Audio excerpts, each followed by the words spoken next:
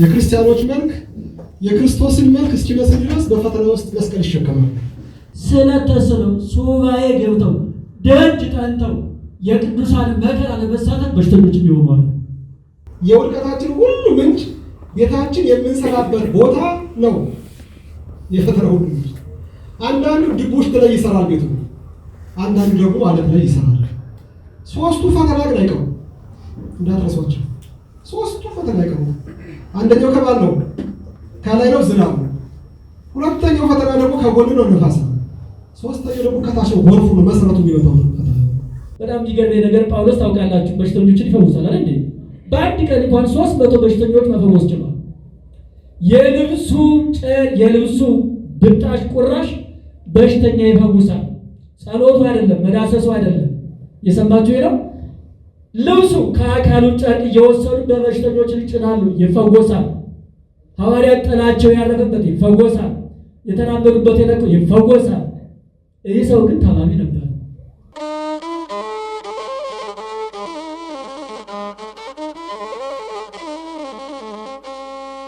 ስለ ፈተና እንግዲህ ያው ክርስትና ማንን የመምሰል ጉዞ ነው? ክርስቶስን የመምሰል ጉዞ አይደል? ክርስቲያን ማለት የሚጓዘው መልኩ መልክዓ ክርስቶስን ለመምሰል ነው።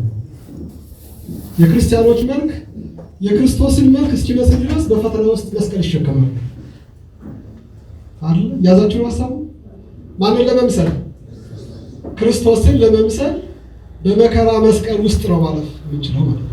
ፈተና ሁለት ምንጮች እንዳሉት መጽሐፍት ይነግሩናል። አንደኛው ቅዱሳንን ምን ለማድረግ የቅዱሳንን መልክ ክርስቲያኖችን መልክዓ ክርስቶስ ለማስመሰል ክርስቲያኖች የሚሸከሙት መስቀል ነው። ሁለተኛው ግን በኃጢአት ምክንያት የሚመጣ መከራ አለ። ያ ፈተና ከባዱ የሚባለው ፈተና ነው። እሱ ፈተና የምናመጣው እኛው ነን። ሰው ከቤተሰብ ይማራል፣ ከአካባቢው ይማራል፣ ከመምህር ይማራል። እነዚህን ሁሉ መምህራን እንዲህ ያለ ጊዜ የመጨረሻው መምህር ይመደባል። የመጨረሻው መምህር ማን ነው? የመጨረሻው መምህር ማን ነው? እነዚህ መምህራኖች አልፎ እምቢ ሲል ማለት ነው ከቤተሰብ ተመክሮ ቤተክርስቲያን መክረው በአካባቢው ከመማር እምቢ ብሎ ስሜቶቹ መግዛት አቅቶት እነዚህን ሁሉ እምቢ ብሎ ጥሶ የመጨረሻው ግን በማን ይማራል? በመከራ ይማራል። ይህ መከራ ግን ጨካኝ መምህር ነው። ከመምህራን ሁሉ በጣም የከፋው መምህር ይሄ ነው። አካልን ሳያጎል መጀመሪያ ከነበረን ነገር ሳይነጥቀን አይተውንም። መጀመሪያ ከነበረን ነገር በሙሉ ነጥቆ እግዚአብሔር ካልደረሰ በስተቀር ነጥቆ ዲፎርምድ አድርጎ ነው እንደገና ከዛ ውስጥ እንድንማር የሚያደርገው ቁጭ ነው።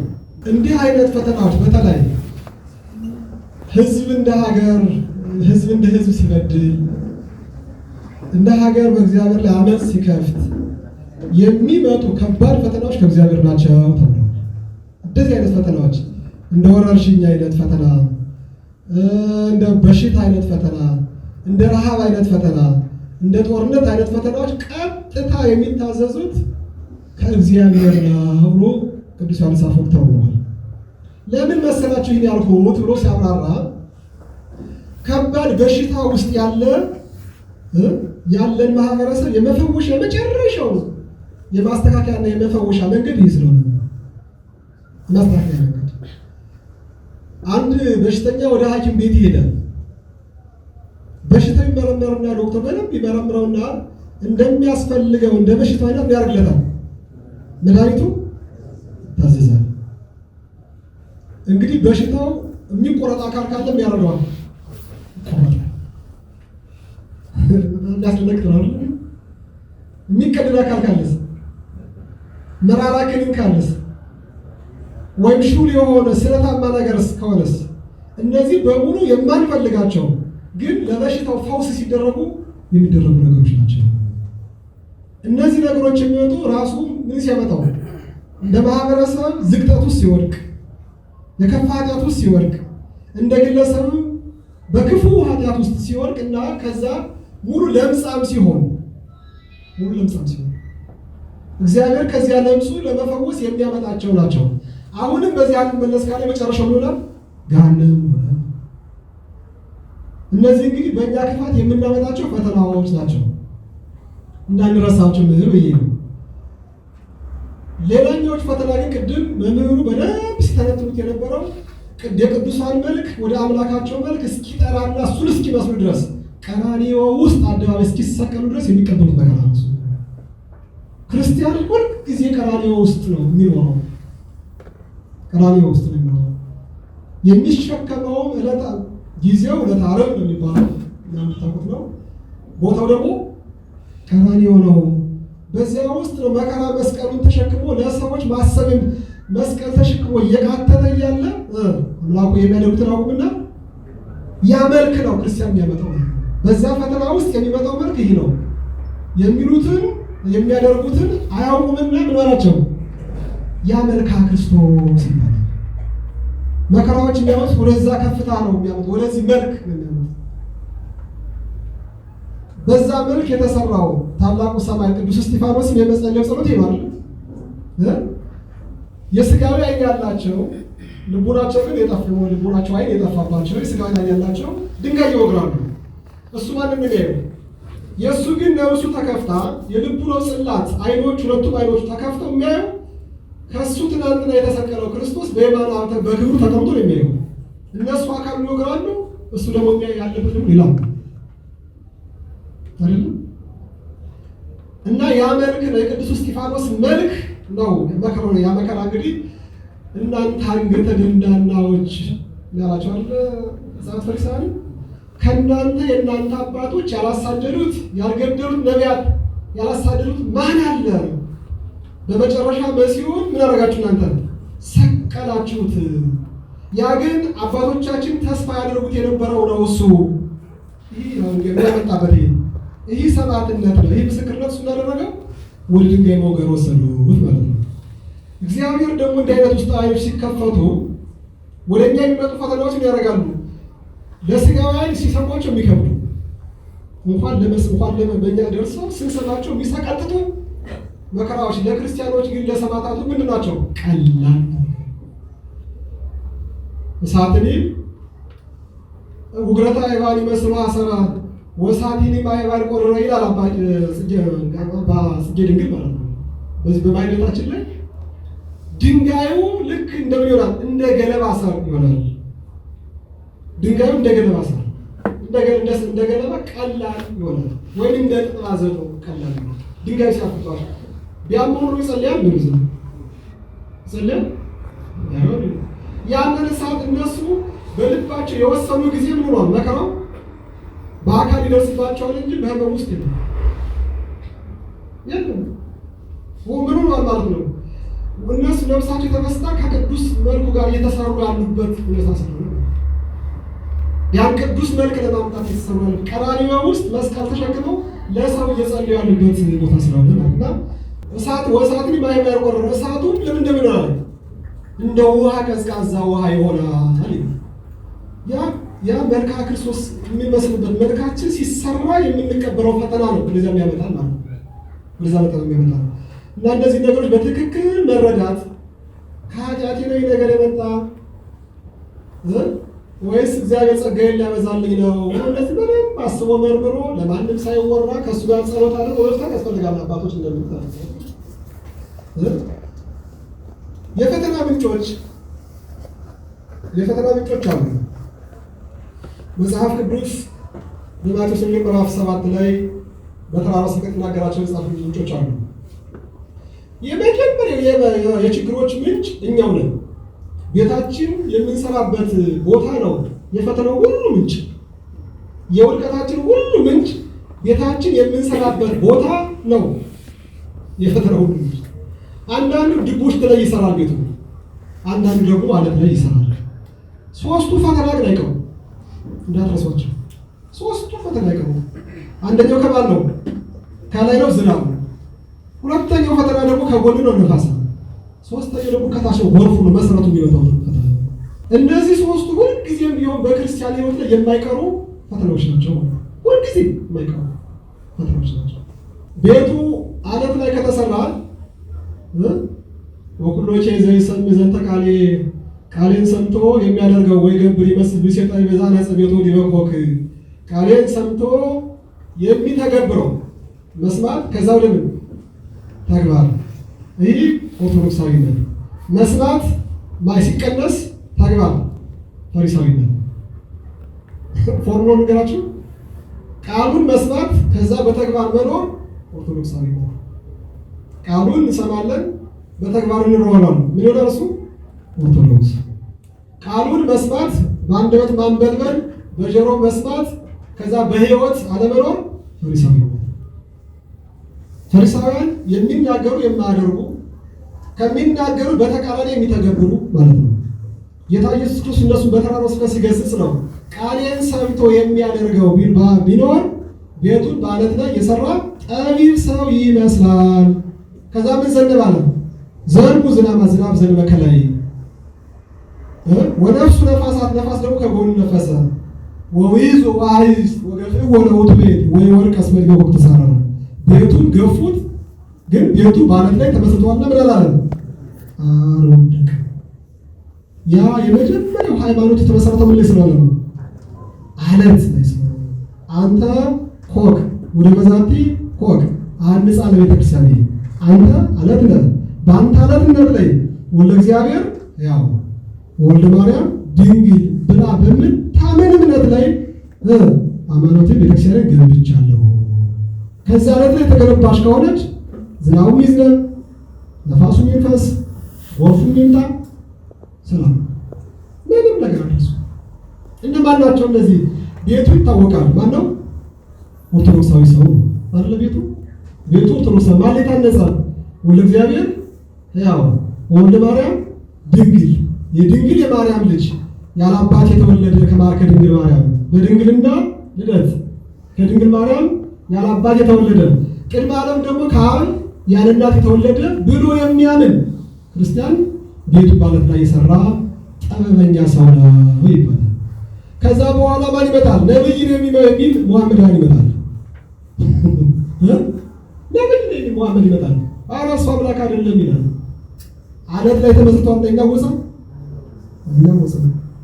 ግኖስቲኮች ደግሞ ይመጡና ይህ ምን ነው አማልክት የሰው ስጋ የረከሰ ስጋ ሊለብሱ ስለማይችሉ ኢየሱስ ክርስቶስ አምላክ ከሆነ ምን አይደለም ሰው አይደለም፣ ድንግል ነው። ከድንግል አለቱ ካሉ ስለዚህ ግኖስቲክሳውያንም ሲናገሩ ጸንቶ ይቆማል። ሙሐመዳውያንም ሲናገሩ ጸንቶ ይቆማል። አይሁዳውያንም ሲናገሩ ጸንቶ ይቆማል። እነ ዲዮቅልጥያኖስም ሲናገሩ ጸንቶ ይቆማል። ቤቱ ላይ ስለተመሰረተ ዓለት ላይ እነዚህ ፈተናዎች ናቸው፣ የማይቀሩ ፈተናዎች ናቸው። ከላይ ነፋስ ያለው ፈተና ማነው? ዝናብ ያለው ፈተና ባለስልጣናት ናቸው። ከኛ በላይ ስልጣን ያላቸው ጉልበት ያላቸው በእኛ ላይ ማዘዝ የሚችሉ ባለስልጣናት ናቸው። እነሱ ይባላሉ ዝናብ። ከጎን ያለው ነፋስ ደግሞ ምንድን ነው? ጓደኛ። የጓደኛ ፈተና በጣም ቀላል አይደለም፣ በጣም ከባድ ፈተና። ሼም ይላል ያው የዘመኑ ቋንቋ ወይም ደግሞ ይሉንታ እያሳዘ ከምን የሚወጣ ከመስመር ገለል የሚያደርግ ከመስመራችን የሚያወጣ ስለሱ ስለ ጓደኛ ብለን የምንተዋቸው ብዙ ነገሮች ኮምፕሮማይዝ የሚደረጉ በጣም ብዙ ናቸው አይደል? ግን አስፈላጊ የሆኑ በህይወታችን አስፈላጊ የሆኑ ነገሮች ስለ ጓደኛ ብለን የምንተዋቸው ነገሮች እነሱ ነፋስ ይባላሉ። ጎርፍ ግን ከታች የሚመጣው ከኛ ውስጥ የሚነሳው ማዕበል ነው። በብዙ ምክንያት ማዕበሉ ሊነሳ ይችላል። በፍቅር ዓለም ሊነሳ ይችላል። በፍቅር ውበት ሊነሳ ይችላል። በፍቅር ገንዘብ ሊነሳ ይችላል። በልዩ ምክንያት ከውስጣችን የሚነሳ ማዕበል ያናውፀዋል ማለት ነው። በጣም ከባዱ እሱ ነው ማለት ነው። የመጀመሪያው ሰማዕትነት እሱን ድል ያደረገ ሰው ሁለቱ ቀላሎች ናቸው። እሱ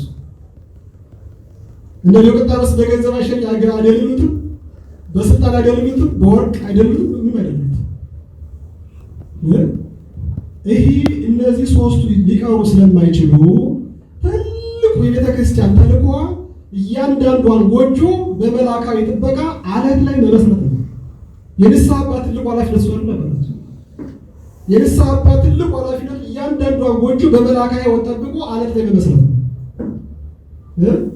ዓለት ላይ መመስረት ነው። ካህኑን ወላጅ አባወራውን እንደ ካህን፣ ሴቷን እንደ ተራዳይ ካህን፣ ልጆቹን እንደ አገልጋይ ዲያቆን አድርጎ ያችን ቤት የሚሰዋባት ምስጋና መስዋዕት የሚሰዋባት የክርስቲያን ቤት ማድረግ የካህኑ ኃላፊነት ነው። ምን ላቆማት ማለት ነው? አለቱ ላይ ያቆማት ማለት ነው። ከዛ በኋላ ዝናብ ቢዘንብ ችግር አለው? ኢዮብ በጣም ከሚገርመኝ ሐሳቡ ከሚገርመኝ ጸሎቱ ሕይወቱ አንዱ ልጆቹ ኃጢአት በተግባር እንዳይሰሩ አይደለም፣ ኃጢአት በንግግር በቃል በድምፅ እንዳይሰሩ አይደለም፣ በልባቸው በሐሳባቸው ኃጢአት እንዳይሰሩ ግን ይመክር ነበር፣ ይጎበኛቸው ነበር፣ ይጠይቃቸው ነበር። አሁን ሰው በሐሳቡ ኃጢአት እንዳይሰራ እንዴት ነው ማወቅ የሚቻለው? እውነት ነው መንገድ ይቻላል፣ ግን ይጎበኝ ነበር። በሐሳባቸው እኮ በስሜታቸው በውስጣዊ ፍላጎት በንግግር በማይገለጥ በተግባር በማይገለጥ በሆነ እንቅስቃሴ በማይገለጥ ሐሳብ ኃጢአት እንዳይሰሩ ይጎበኛቸው ነበር። ያኔ ነው ሰይጣን የተገለጠው፣ ያኔ ነው እግዚአብሔር የተገለጠው። ስለዚህ እንደምታውቁት ኢዮብ በልጆቹ ላይ በቀንድ ከብት በጋማ ከብት በበሰለ ባልበሰለ በቤት ውስጥም ከቤት ውጭም ባለ በልጆቹም ፈተና ደረሰ አይደል እንዴ? በቃ ፈተና ደረሰ። አሁን ለኔም ለመናገር በጣም ቀላል ነው፣ እናንተም ለመስማትም ለመናገርም ጥቅሱን ለመጥቀስ በጣም ቀላል ነው አይደል? ሁልጊዜም የተናገረው ነገር ቢኖር ምንድነው? እግዚአብሔር ሰጠ፣ እግዚአብሔር ነሳ፣ እግዚአብሔር ስም የተመሰገነ ይሁን። ከእግዚአብሔር መልካም ነገር ተቀበለናል፣ ክፉ ነገር ልንቀበል ይገባናል አይደል? እንዲሁም ሚስቱ ምን አለችው? አንዴ ተስፋ ቆረጠች፣ ሰለቻት፣ ደከማትና እውነት ያሰለቻት ፈተና አይደል እንዴ? ያደክማል፣ እውነት ነው። ተከብራ በኖረችበት አብልታ ጠጥታ መጽውታ ተመርቃ ተወዳ ተመስግና ሰጥታ በኖረችበት ደግሳ በኖረችበት ባንዴው ሁሉም ነገር ሲጠፋ እውነት ያበሳጫል። እና ምንድነው ከአሁን በኋላ እግዚአብሔር ተስፋ ታደርገዋለህ ነው ያለችው አይደል? አንባችሁት ከሆነ አንቡት። መጽሐፈ ኢዮብ ምዕራፍ 2 ስታነቡት አገኙታላችሁ። ከአሁን በኋላ እግዚአብሔርን ተስፋ ታደርገዋለህን ነው ያለችው። ልጆች ወልዳለሁ፣ ሀብት አገኛለሁ፣ አተርፋለሁ፣ እኖራለሁ ብለህ ተስፋ ታደርገዋለህን? መሞትህ አይቀርም ያለችው። መሞትህ አይቀርም ግን ምን ብለህ ሙት ነው ያለችው? እግዚአብሔርን ስደበውና ሙት፣ ባርኮ ሙት ነው ያለችው። እግዚአብሔርን ረግመው ሙት ነው ያለችው። እንዳትፈርዱ ግን እስቲ ውሰዱት ኢዮብን። በዛ ላይ ደግሞ ሶስቱ ወዳጆቹ ራሱ መከራ ነበር የሚያበዙበት። እንደውም ማጭድ ምንድነው ሆድ ለባሰው ማጭድ አታውስ ሆነ አይደል እንዴ? እንዴው ታመመኩስ እግዚአብሔር ይባርክ አይዞህ አይደል ይባሉ፣ የታሰረ እግዚአብሔር ያስፈታል ይባሉ። ወዳጆቹ ደግሞ በማጽናናት ፈንታ ሌላ ያቆሱት ነበር። አንተ ኃጢአተኛ ብትሆን ነው፣ በደለኛ ብትሆን ነው፣ እስኪ ፈልግ፣ እስኪ አንብብ፣ ማነው ቅዱስ ሆኖ ጻድቅ ሆኖ የእግዚአብሔር ሰው ሆኖ እንዲህ መከራ የተቀበለ እያሉ ይጠዘጥዙት ነበር። እና አንድ የተናገረው ነገር አለ። መጽሐፈ ኢዮብ ምዕራፍ 27 ቁጥር 1 ጀምራችሁ አንብቡት። እሺ ምንድን ነው የሚለው? ፍርዴን ያስወገደ ሰውነቴን ነፍሴን መራራ ያደረገ ሕያው እግዚአብሔርን ይላል። እስትንፋሴ በአፍንጫዬ ውስጥ ነፍሴን ከኔ ጋር እስካለች ድረስ አንደበቴ ኃጢአትን አትናገርም፣ ከንፈሬ ሽንገላን አያወጣም። ጽድቄን ይዘዋለሁ፣ እርሱን አልተውም። እስክሸመግል እስካረጅ እስክሞት ድረስ ጽድቄን ይዘዋለሁ። ከቀናቶች ሁሉ አንዷ እንኳን እኔን አትወቅሰኝም አትከሰኝም ነው ያለው። ኃጢአተኛ ነህ ብላ በደለኛ ነህ ብላ አትከሰኝም። እግዚአብሔር እንዲህ ስላደረግክ ነው አትለኝም። እንዴት ደስ ይላል! ይገርማችሁ ነው። በረከቱን ያሳደረብን። እሺ መጽሐፈ መነኮሳት እንደሚላል እንደ እኔታም እንደሚለው አላውቅም 38 ዓመት ነው የታመመው። እሺ ፊልክስዩስ መጽሐፈ መነኮሳት 38 ዓመት እንደታመመ ይነግረናል። አስቡ 38 ዓመት እግዚአብሔር እያመሰገኑ እየተሰቃዩ መኖር። ደግሞ እኮ ህመሙ ከማን የመጣ ነው? ከሰይጣን። እግዚአብሔር ለሰይጣን ነው አሳልፎ የሰጠው። መጀመሪያ በውጭ ባለ ነገር፣ በኋላ ደግሞ በአካሉ ነገር ነፍሱን ነው ተው የተባለው። ስለዚህ አስቡት፣ ዲያብሎስ ሲያመሰግን ንክሻውን ሲያበዛው አስቡት፣ ፈተናውን ሲያበዛው፣ ስቃዩን ሲያበዛው፣ ግን እስከ መጨረሻ ታመነ። ከዛስ ኢዮብ እስከ መጨረሻ ስለታመነ ስለ ወዳጆቹ በደልና ኃጢአት ስንፍና እንዲጸልይ መስዋዕት እንዲሰዋ እግዚአብሔር የኢዮብን ፊት እንዲያይ ያደረገው። ደግሞ የሞቱ ልጆቹ ተነሱ አይደል እንዴ? ሀብቱ እጥፍ ሆኖ ተመለሰ አይደል እንዴ? ከዛ ታሞ ከዳነ በኋላ ስንት ዓመት ኖረ ነው የሚለው መጽሐፍ ቅዱስ?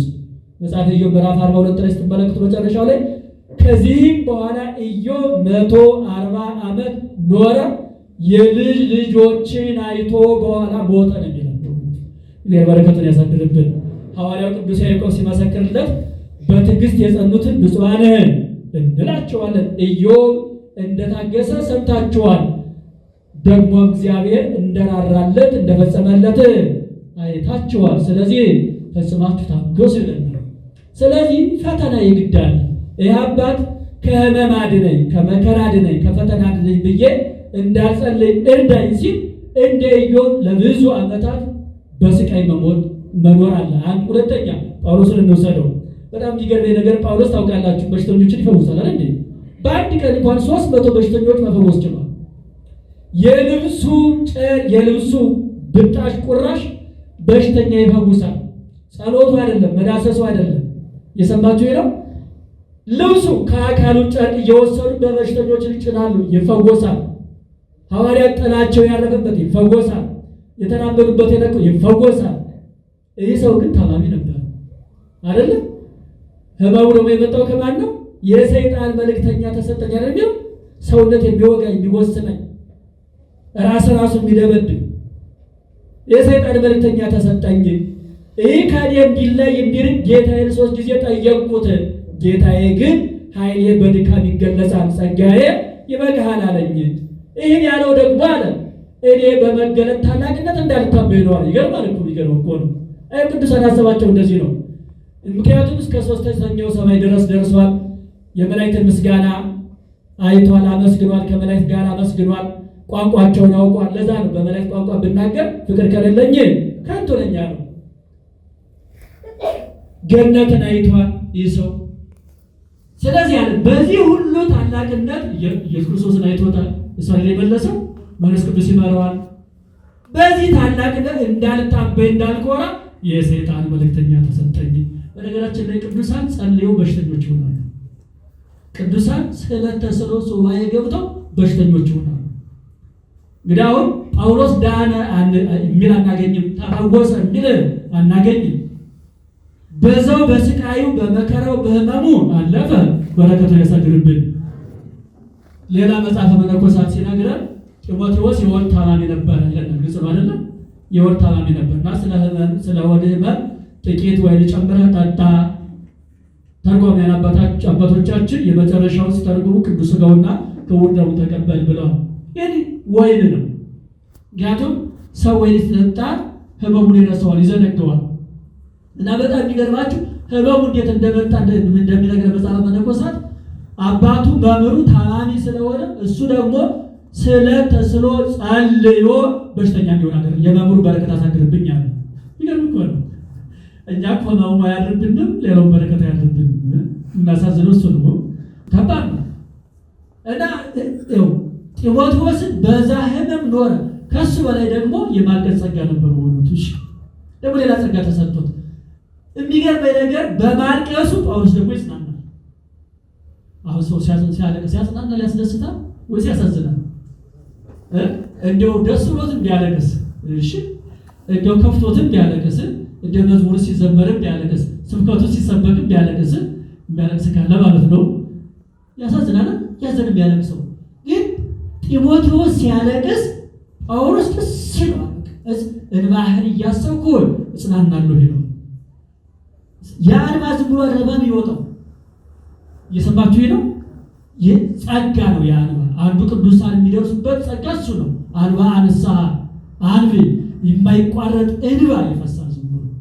ስለዚህ ምን እያልኩ ነው? ጳውሎስን ጢሞቴዎስን በሕመም አለፉ።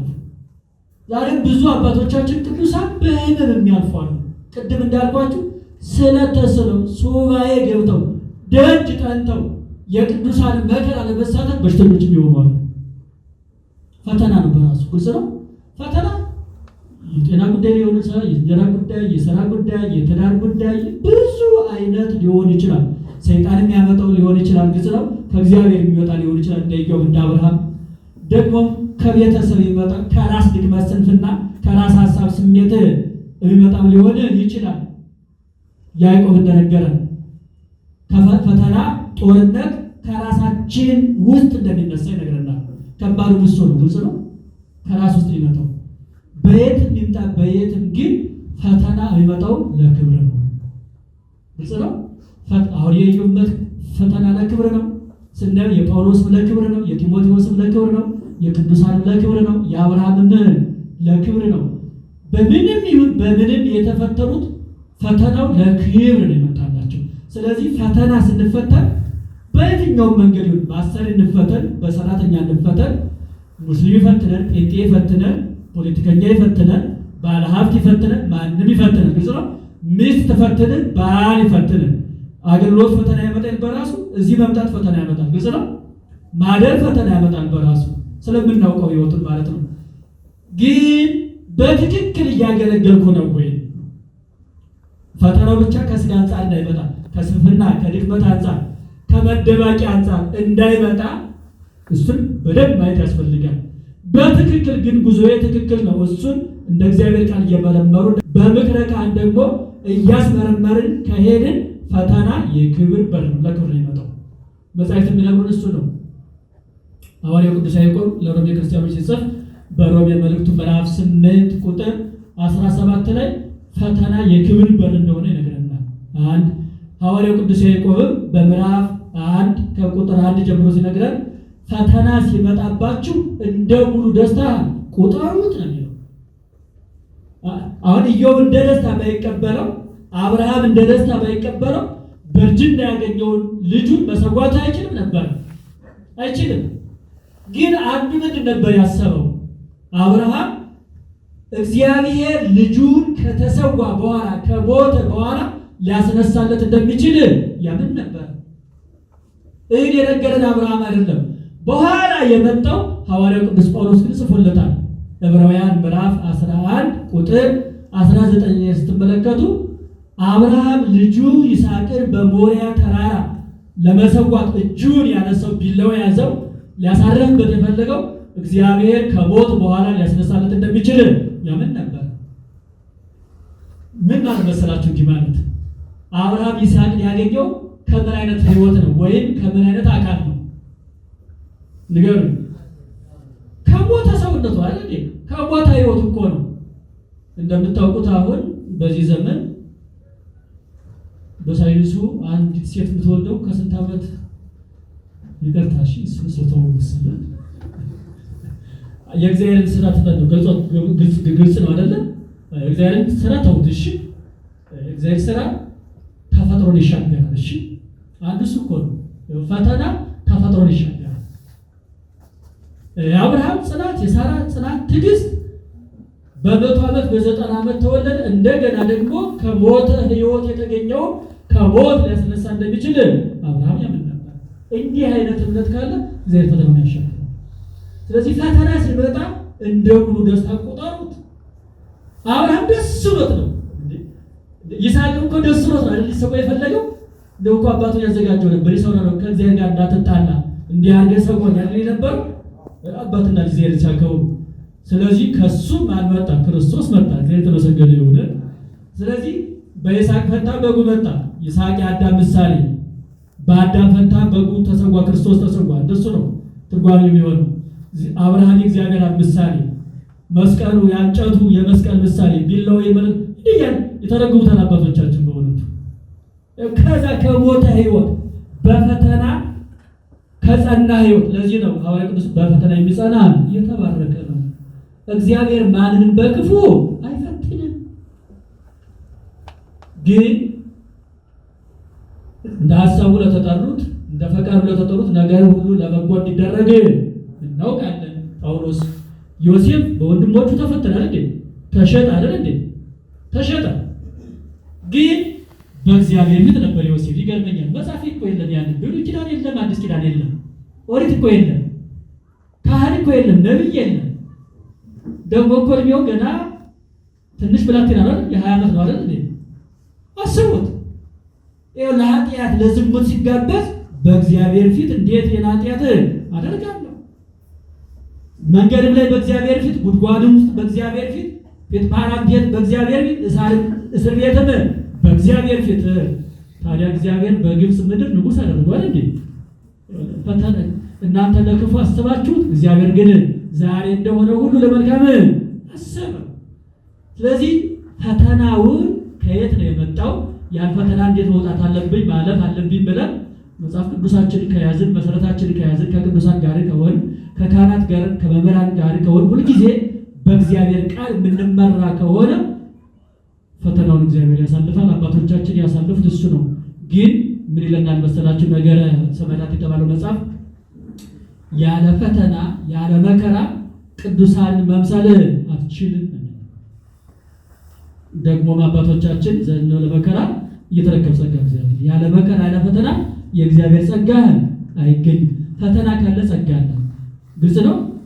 የሆነ ነገር ካለ መከራ ካለ እግዚአብሔር ረድኤቱ እያመጣ ጸጋውን እያመጣ ክብሩን እያመጣ ነውና በዛ መልኩ መረዳት መቀበል ይገባል ማለት ነው። እግዚአብሔር ይስጥልኝ።